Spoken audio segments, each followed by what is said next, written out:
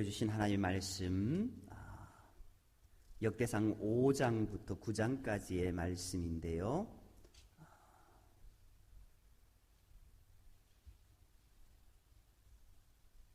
역대상 5장 1절에서 3절까지의 말씀 읽고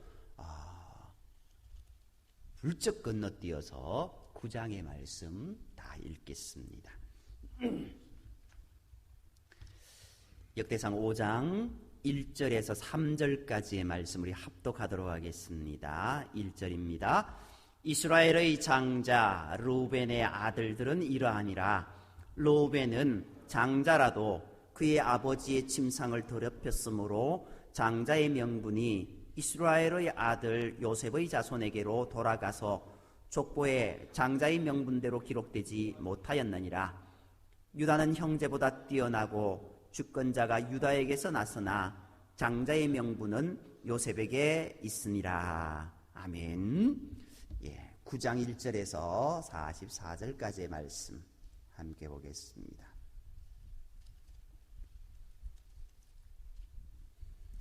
(9장 1절에서 44절까지의 말씀 우리 한 절씩 교독하도록 하겠습니다. 1절입니다. 온 이스라엘이 그 계보대로 계수되어 그들은 이스라엘 왕조 실록에 기록되니라. 유다가 범죄함으로 말미암아 바벨론으로 사로잡혀 갔더니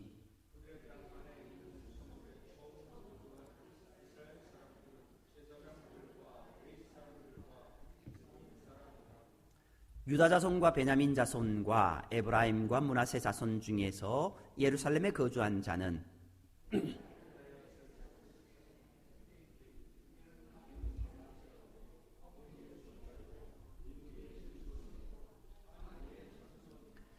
실로 사람 중에서는 맏아들 아사야와 그의 아들들이요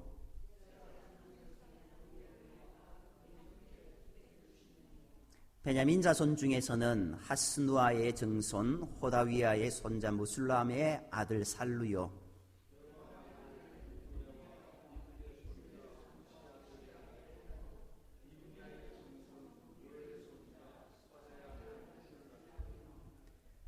또 그의 형제들이라. 그들의 계보대로 계수하면 956명이니 다 종족의 가문의 우두머리들이다.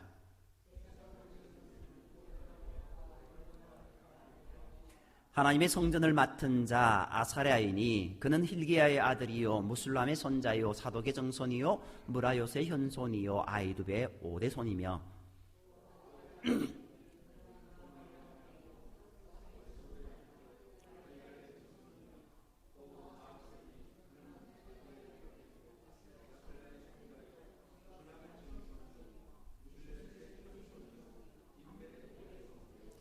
또 그의 형제들이니 종족의 가문의 우두머리라. 하나님의 성전의 임무를 수행할 힘 있는 자는 모두 1760명이었더라.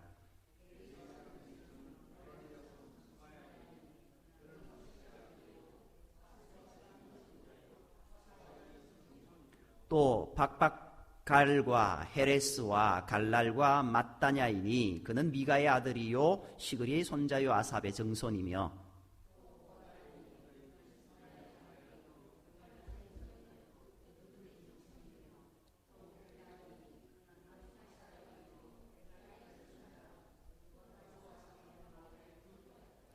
문지기는 살룸과 악굽과 달몬과 아히만과 그의 형제들이니 살룸은 그 우두머리라.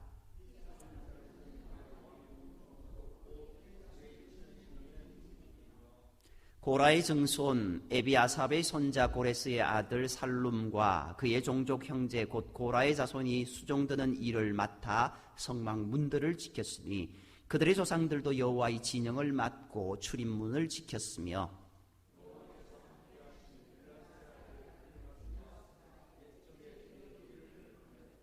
무셀레마의 아들 스가랴는 회막문지기가 되었더라.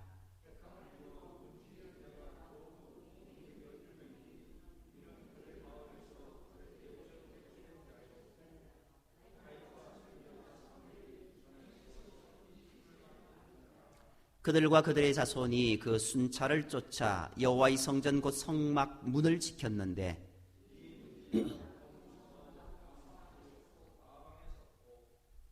그들의 마을에 있는 형제들은 이레마다 와서 그들과 함께 있으니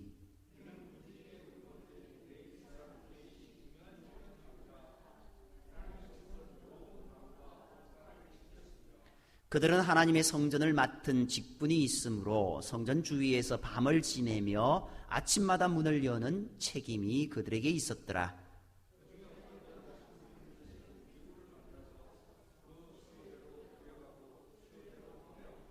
또 어떤 자는 성소의 기구와 모든 그릇과 고운 가루와 포도주와 기름과 유향과 향품을 맡았으며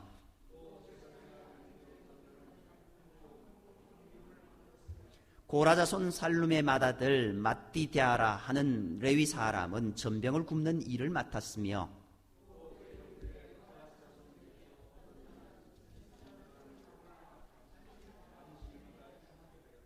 또 찬송하는 자가 있으니 곧 레위 우두머리라. 그들은 골방에 거주하면서 주야로 자기 직분에 전념함으로 다른 일은 하지 아니하였더라.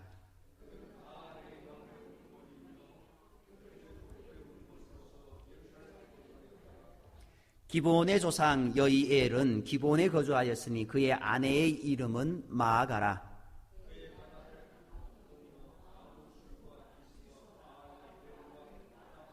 그돌과 아히오와 스가랴와 미글롯이며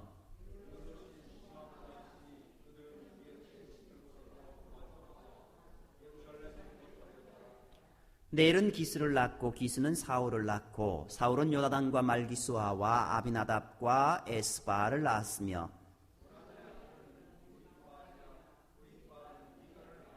미가의 아들들은 비돈과 멜렉과 다레아와 아하스이며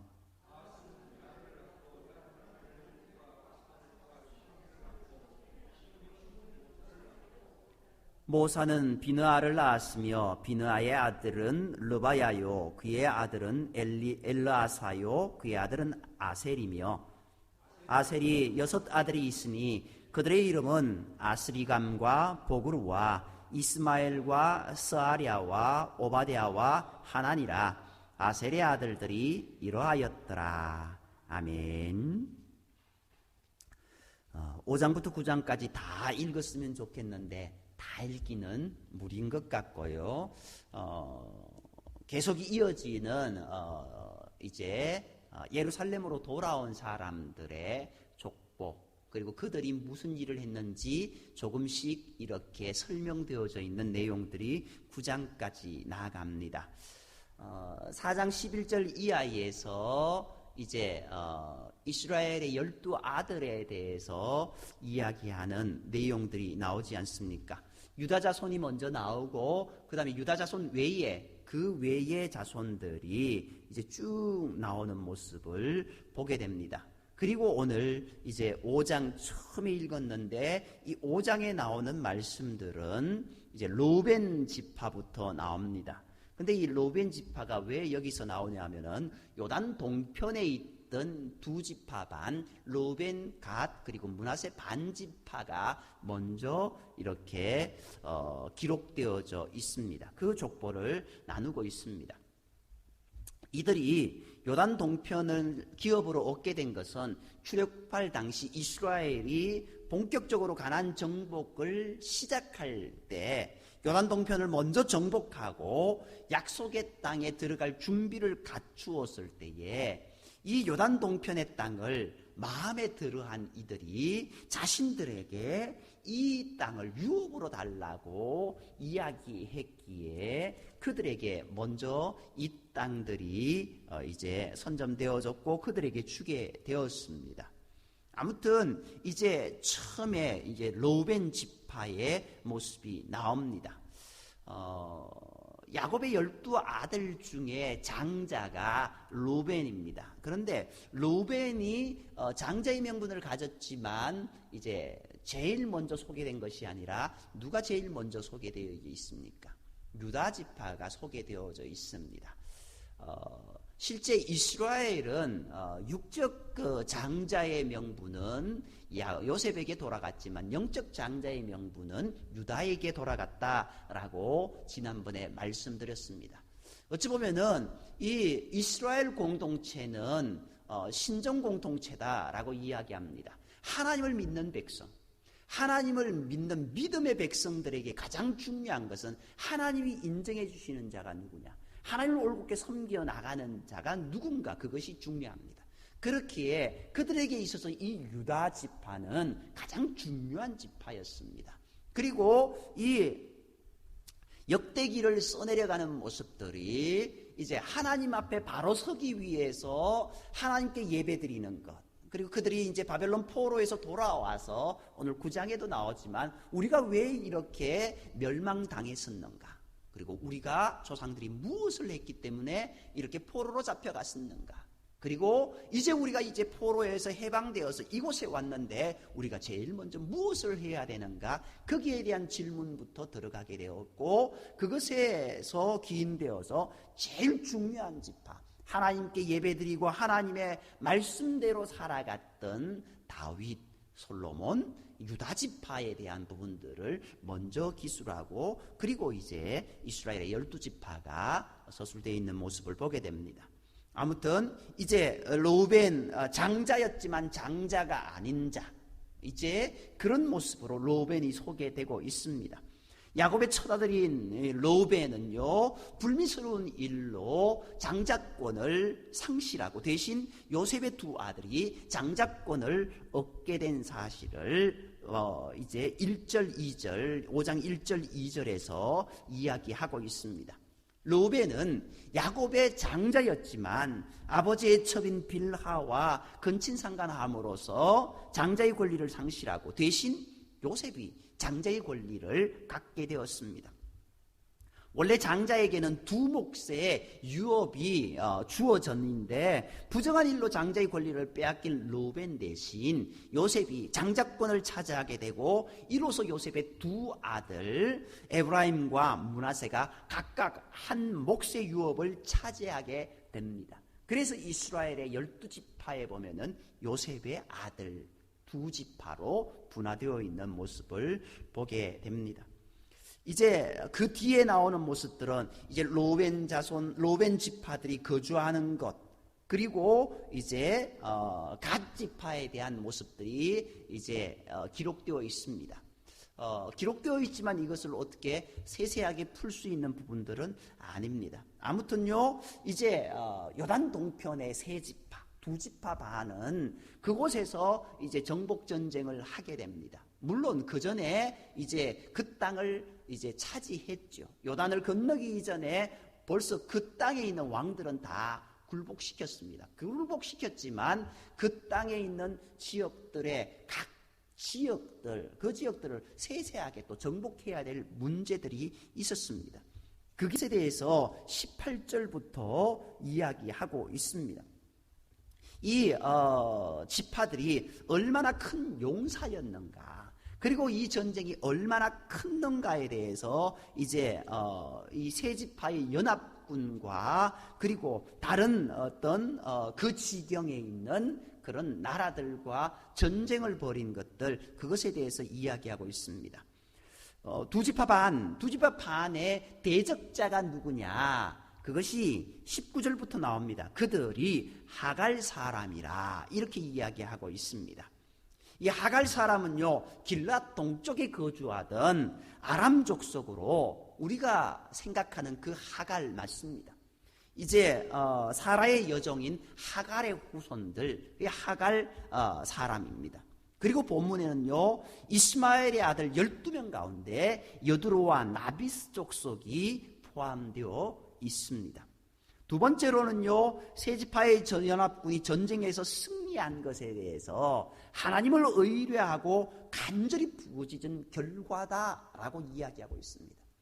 그들이 어찌 보면 왜 이렇게 승리할 수 있었는가? 이 이유를요, 이렇게 또 찾을 수 있습니다.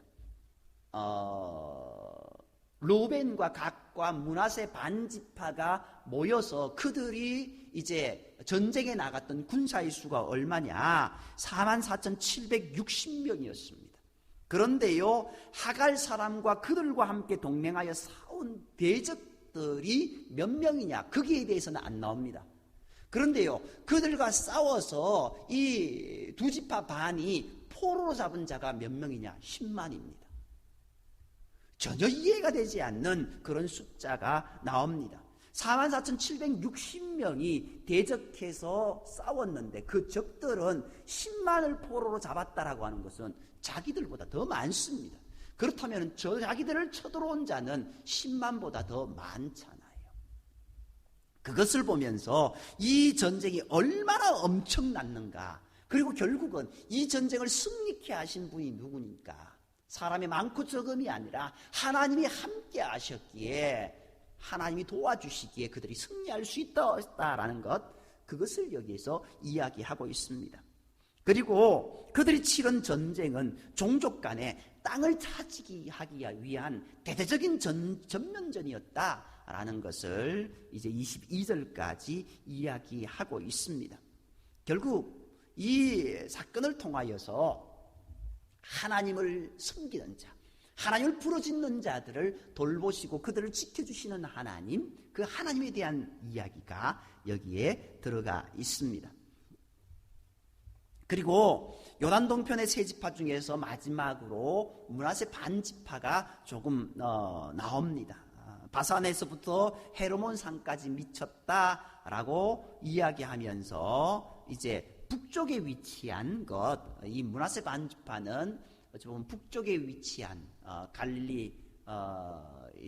갈릴리 쪽에서 갈릴리 동편 위쪽에 했고, 어찌 보면은 그 위로 올라가면은 단이라는 지역도 있는데요. 단 지파가 쫓겨가서 이제 차지했던 단 지파도 있는데 거기까지 연결되어지는 그런 부분들에서 므낫세 반지파가 있었다라고 이야기하는 것을 보게 됩니다.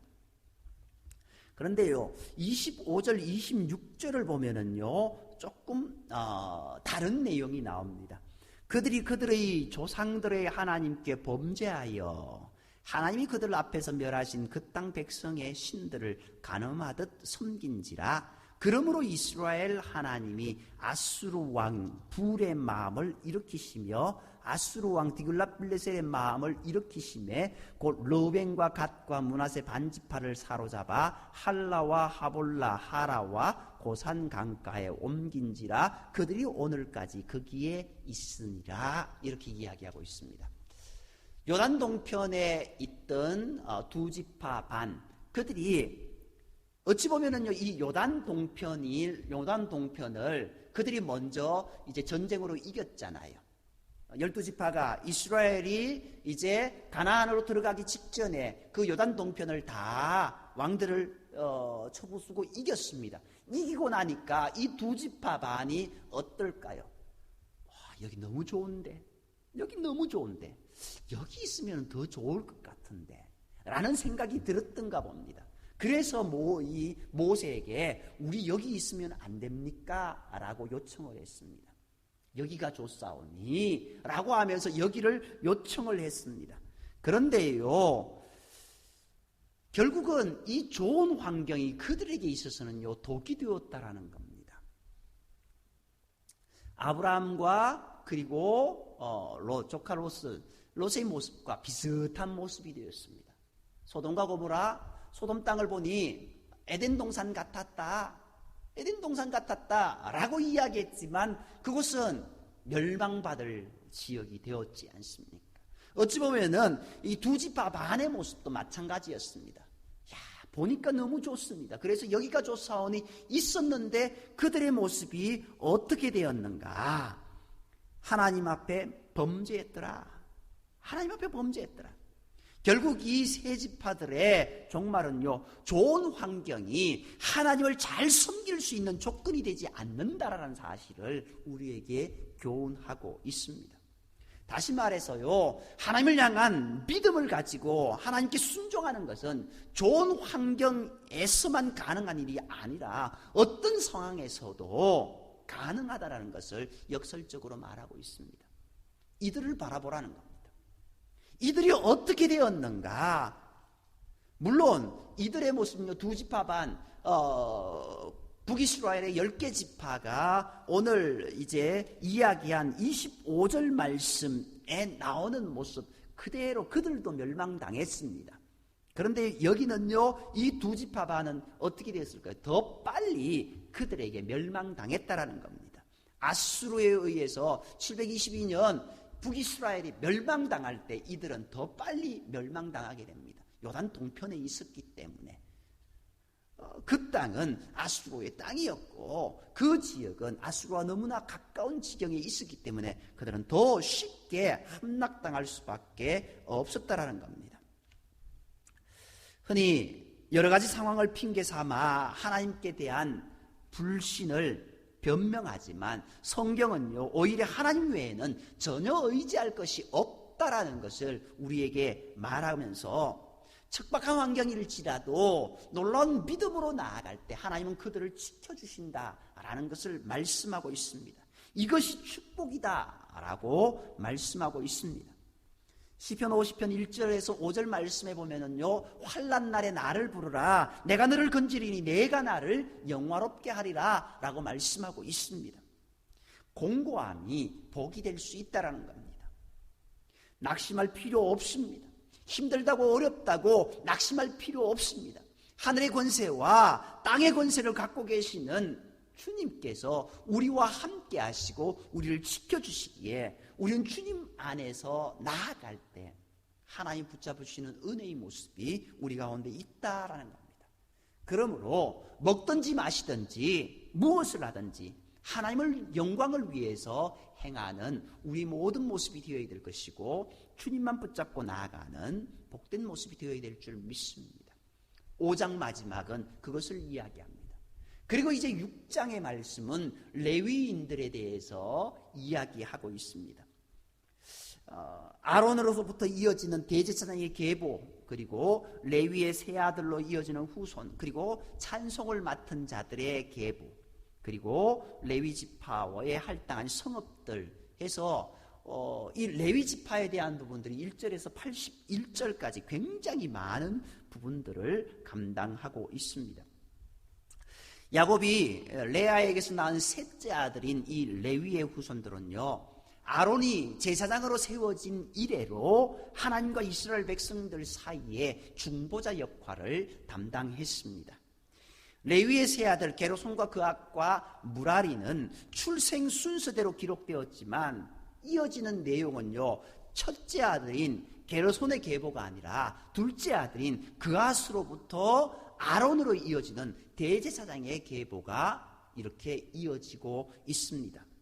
아론의 처음 두 아들 나답과 아비후는요, 하나님께서 명하시지 않은 다른 불을 분향하다가 징계를 당해 불에 타 죽고 장자권을 계승받은 엘라사알이 대제사장 직분을 잇게 됩니다. 그리고 아론의 처음 두 아들 나답과 아비후는 이제 그 죽음 이후에 이제 다른 모습들로 이제 엘라살로부터 시작해서 바벨론의 포로로 사로잡혀 갈 당시에 대제사장이었던 요사닥까지 22대에 걸친 대제사장의 계보 쭉 이어져서 나오는 모습들이 있습니다. 물론 이 대제사장에 대한 부분들, 제사장들, 레위 가문에 대한 부분들이 쭉 연결되어 있지만요, 이것을 다 세세하게 말씀을 드릴 수는 없고 31절 이하에 보면은요, 특별히 찬양할 맡은 자들의 계보가 여기에 나오고 있습니다. 찬양하는 직무는요, 언약궤가 평안한 곳을 얻은 후부터 있어졌다라고 이야기하고 있습니다. 찬양대를 조직한 자가 누구냐? 다윗인 것을 여기서 이야기하고 있습니다. 다윗이 언약궤를 예루살렘으로 옮긴 이후부터 찬양대는 세워졌습니다.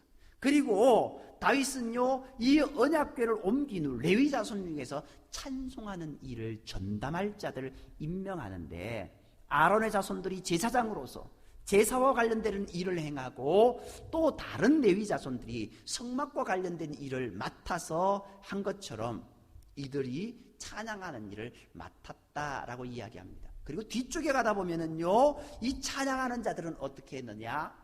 일주일 내내 골방에 올라가서 찬양을 어떻게 할 건가 연구하였던 자들로 그렇게 기록되고 있습니다. 어떻게 하면 하나님께 공교한 찬양을 올려드릴까? 어떻게 하면 하나님이 기뻐하시는 찬양을 드릴 수 있을까라고 그렇게 고백했던 자들, 그렇게 나아갔던 자들을 이야기하고 있습니다. 그리고 레위 자손들의 거주지가 54절 이하에서부터 기록되어 있습니다. 레위 자손들은요, 이스라엘 지파, 각 12개 지파, 각 지파에 흩어져서 이제 48성읍을 거느리게 됩니다. 물론 48성을 거느렸다라고 하지만 그것을 자기들 것으로 누리는 모습들은 아니었습니다. 그 성에 거주할 수 있는 그런 영이 내려졌다라는 겁니다. 그리고 그 성 주변에 있는 땅들을 얻었습니다. 거기에서 나는 것들을 나는 것들로 이렇게 먹는 것은 아니었지만 그 주변에 살 수 있는 모습들이 있었습니다. 단지 이것들은요, 소유할 그런 모습들은 아니옵니다. 이 땅을 사용할 수 있는 그런 모습이었습니다. 결국 레위 지파의 사람들은요, 자기들이 무엇을 가지는 것이 아니라 하나님이 가지게 해주셨다, 하나님이 먹여주셨다라는 것을 여기에서 이야기하고 있습니다. 이 레위 자손들은 하나님의 일을 함으로써 하나님께서 먹여주셨고, 하나님과 이스라엘 백성들의 중보자 역할을 감당하면서 그들은 이스라엘 12지파에 골고루 미치는 그런 모습을 보게 됩니다. 그리고 더 중요한 것은요, 레위 지파는 하나님으로부터 다른 지파처럼 땅을 기업으로 받지는 못했습니다. 그런데 중요한 것은요, 이들이 불평하지 않았다는 겁니다. 무엇을 달라고도 요구하지 않았다는 겁니다. 좀 전에 두 지파반이 요단 동편을 달라고 이야기합니다. 그런데 이 성경은요, 레위 지파가 모세에게, 아론에게, 우리에게도 이걸 좀 주십시오 요청하지 않았습니다. 왜요? 그들의 몫은 하나님께서 주시기 때문에, 그들은 하나님께 찬양하고 하나님께 예배드리고 하나님을 영화롭게 하는 것이 그들의 모습이었기 때문에 그들에게는 아무것도 필요치 않았다는 겁니다. 하나님 한 분으로 만족했다라는 겁니다. 결국 여호와 하나님 중심의 삶을 살았던 자, 그들이 레위 지파였다라는 것을 보게 됩니다. 결국 우리도 어떤 삶을 살아야 되느냐, 하나님 중심의 삶을 통하여서 주님께서 주시는 넉넉한 삶의 풍성함이 넘쳐나기를 소망하며 기도하며 나아가야 될 줄 믿습니다. 그리고 하나님께 영광 돌림으로 인하여서 하나님께서 부어주시는 은혜를 다 받아 누리는 저와 여러분이 되기를 소망합니다. 이제 7장 이하에 보면은요, 북쪽 6지파들이 나옵니다. 유다와 시몬, 그리고 요단 동편의 세 지파와 레위 지파 자손들을 소개한 데 이어서 이제 12지파 중에 나머지 6지파의 계보가 소개됩니다. 이스라엘 북쪽 지역, 요단강을 중심으로 볼 때 서편 지중해 쪽으로 있는 이들 6지파는요, 이사갈, 베냐민, 납달리, 에브라임, 아셀, 그리고 므낫세 반지파 이렇게 있습니다. 주목할 것은요, 통일 왕국 분열 시에 유일하게 남왕국 유다와 함께했던 베냐민 지파가요, 이상하게 지역적으로는 북쪽에 위치한 지파들과 묶어서 그 자손들의 계보를 이루고 있다는 겁니다. 왜 이게 좀 이상하냐면요, 뒤쪽에도 나오는데요, 베냐민 지파의 대표적인 인물이 누굴까요? 사울입니다. 사울 왕이고요. 그리고 베냐민 지파는 어찌 보면은 이스라엘 12지파 중에 가장 호전적인 지파다라고 이야기할 수 있습니다. 물어뜯는 일이라는 별명이 있지 않습니까? 그리고 그들은 왼손잡이였다라고 이야기합니다. 돌팔맨을 잘 던지는 왼손잡이였다라고 이야기하고 있습니다. 이것은 힘이 있다라는 그런 표현이거든요. 그러니까 이들에 있어서 이 힘이 그들의 교만이 되어서 그들이 이제 레위 첩사건을 통하여서 큰 낭패를 당하는 일들이 있게 됩니다. 그 일로 인하여서 이 베냐민 지파는 장정 600명만 남는 이제 아이들과 그런 부분들은 이제 차지하고 장정 600명만 남는 큰 곤란을 겪게 됩니다. 결국 그 일로 인하여서 이 므낫세 지파는 가장 미약한 지파가 되었습니다. 미약한 지파가 되었지만 그 지파에서 초대 왕 사울이 나오게 됩니다. 그리고 그 이후에 되어지는 내용들은요 잘 모릅니다. 그런데 오늘 본문을 보면은요 베냐민 지파의 좀 다른 이야기를 이야기하고 있습니다. 베냐민 지파가 물론 작은 지파였지만 사울이라고 하는 한 사람이 등장해서 하나님을 대적했지만 이 베냐민 지파는 대대로 하나님을 섬기는 지파였다라는 것을 이야기하고 있습니다. 그리고 이 베냐민 지파는요 유다 지파에 흡수됩니다. 유다 지파에 흡수되었다고 한다는 것은 유다 지파가 하나님만을 섬기는 지파였는데 베냐민 지파도 어떤 지파였다라고요? 그러면요 하나님을 섬기는 지파로 온전히 믿음으로 살아가는 지파가 되었다라는 그런 표현입니다. 결국 하나님을 섬기는 지파, 북쪽 이스라엘 지파, 그 지파의 모습들로 이렇게 구분은 되었지만 거기에서 이제 떨어져서 북쪽 지파들은 어떻게 해요? 하나님을 섬기는 지파가 아니라 하나님을 떠나서 우상들을 음란히 섬기던 지파였는데 그래서 북이스라엘의 10개 지파는 이제 아수르에서 멸망당했는데 베냐민 지파는 그렇지 않았습니다. 오히려 유다 지파와 함께 되어서 하나님을 섬기는 지파가 되었고 베냐민 지파가 뒤에 가면은요 좀 다르게 설명되어 있는데 이스라엘 백성들이 바벨론에서 포로로 돌아온 이후에도 베냐민 지파는요 특별하게 따로 기록되어 있는 내용들이 이제 나오고 있습니다. 그리고요 이제 8장의 마지막 부분을 보면은요 아셀 지파가 나옵니다. 사실 아셀 지파는요 이스라엘에 있어서 그리 주목할 만한 지파는 아니었습니다. 이들에 대해 어찌 보면은요 좀 뭐랄까요 좀 주목할 만한 지파는 아니었는데 이 지파도 어찌 보면은요 베냐민 지파와 비슷한 모습을 보게 됩니다.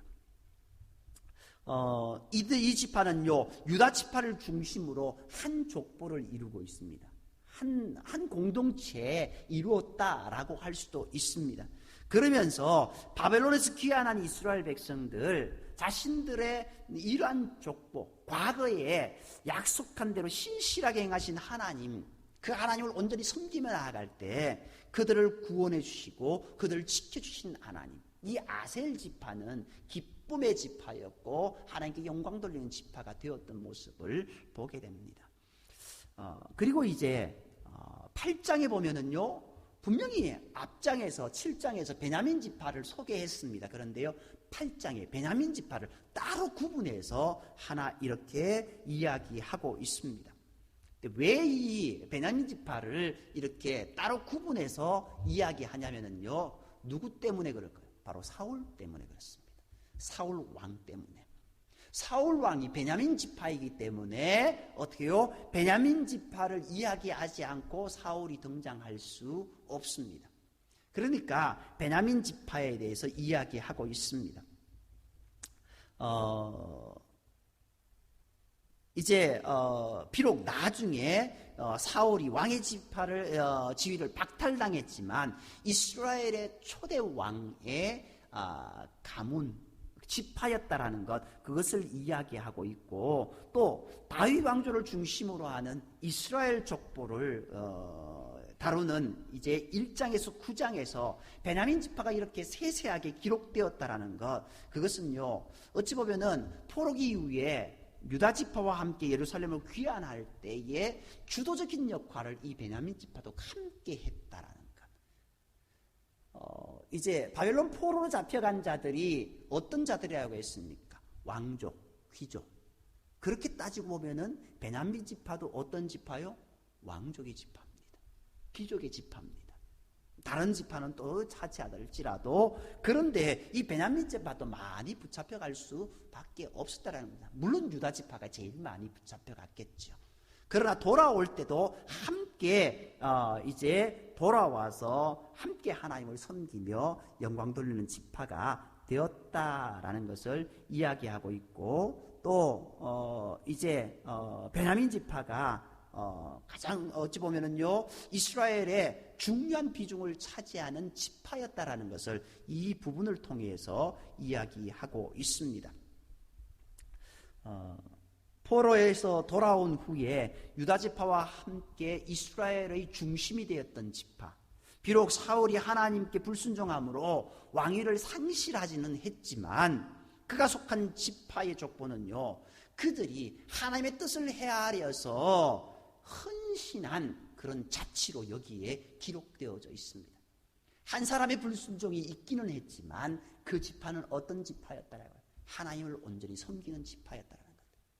우리 속에서도 누구나 하나님을 온전히 섬기지 못하는 사람이 있을 수 있습니다. 그러나 대부분의 사람들이 하나님을 온전히 섬기는 자들이다라는 것을 여기에서 이 베냐민 지파를 통해서 우리에게 보여주고 있습니다. 많은 믿음의 사람들이 있습니다. 물론 하나님을 온전히 섬기지 못하는 자들이 있습니다. 그러나 하나님을 온전히 섬기는 자들이 더 많다라는 것을 우리가 기억하면서 우리가 믿음 안에 나아갈 수 있는 그런 모습이 되어야 됩니다. 사울이 불순종함으로 심판받은 그 모습 반대로 하나님을 온전히 섬기는 모습이 있었다라는 것, 이 베냐민 지파를 통하여서 살펴보아야 될 것이고, 결국 우리가 선악과 하나님의 백보자 심판대 앞에 섰을 때 우리의 행위가 어떤가? 사울처럼 살았는가? 아니면은 베냐민 지파의 대다수의 사람들처럼 하나님을 섬기며 이스라엘을 위해서 헌신했는가? 하나님을 위해서 헌신했는가? 심은 대로 거두는 결과가 우리 가운데 있다라는 겁니다. 결국 우리는요 성령의 인도하심을 받아 하나님의 뜻을 따라 예수 그리스도를 믿으며 복음을 땅끝까지 전하는 저와 여러분이 되어야 될 것을, 그런 복된 삶을 살아가는 모습이 되어야 될 줄 믿습니다. 이제 9장 말씀인데요, 시간이 벌써 저렇게 됐는데 9장 말씀은 다음 주에 해야 될 것 같습니다. 아무튼 9장 말씀의 대부분의 모습들은요 예루살렘 거민들입니다. 예루살렘에 돌아온 자들, 이들의 모습이 어떤 모습이었는가?